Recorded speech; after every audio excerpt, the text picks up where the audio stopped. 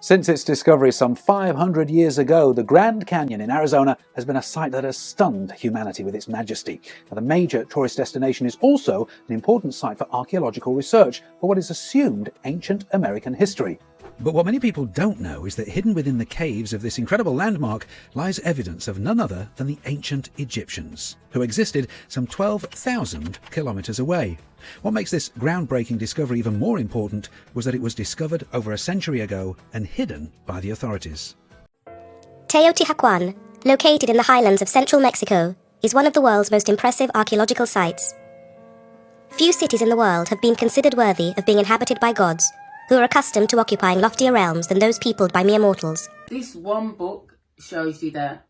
It even says that America went and colonized the whole world. Le Plombion, which is the author's wife, he says, "My constant companion during my explorations of the ruined cities of the Mayas, who, in order to obtain a glimpse of the history of their builders," the original Masons, I think. Yeah. What do we think?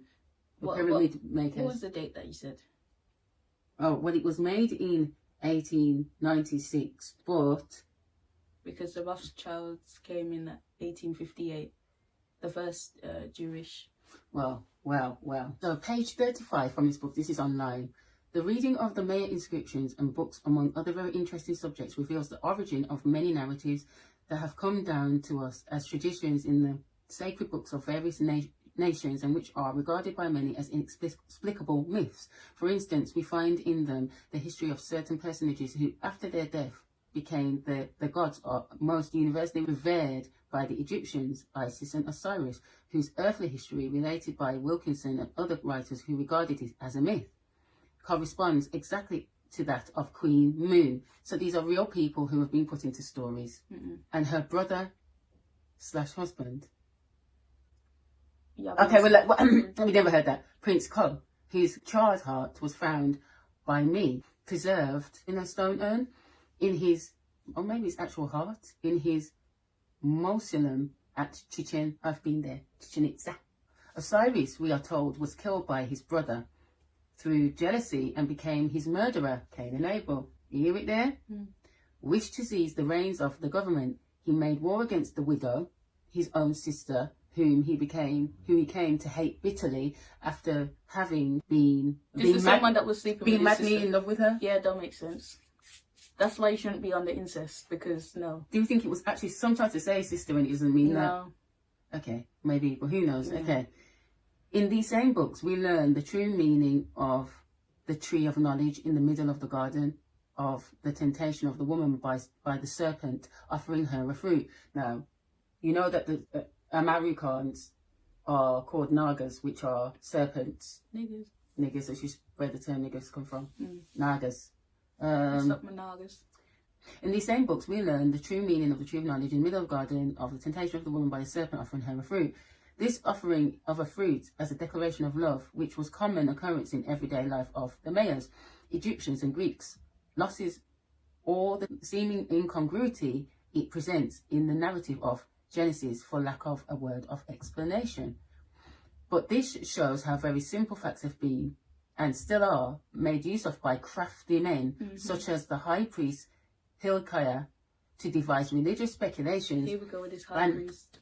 And imposed on the good faith of ignorant, credulous and superstitious masses. Come on. It is on the story of the courting of Queen Mu by Prince Ayak, the murderer of her husband, purposely disfigured by the scheming Jewish priest Hilkiah, who made the woman appear to have yielded to her tempter, perhaps out of spite against the prophetess Huldah, she having refused to countenance his fraud and to become his accomplice in it in Wantidar and the kingdom. Because, by the way, the lineage was through women. Yeah. This whole king thing wasn't a thing. And since you disrespected women, our kingdom fell. Remember, the planet you live on is a womb. If you were really watching our videos closely when we did What Do You Believe In? Was it that one when we spoke about the proselytes and when they're age 3, these can sleep? Do you remember? Yeah. If you looked at the text in the Talmud, it said that they removed the lineage from the woman. That was another way of getting into the land and taking over. they removed the woman from the throne. So everybody that disrespects women, got nothing else to say to you. Honestly. Where did I get to? Indeed, Tar. That rests the whole fabric of the Christian religion, which since its advent in the world has been the cause of so much bloodshed and so many atrocious crimes.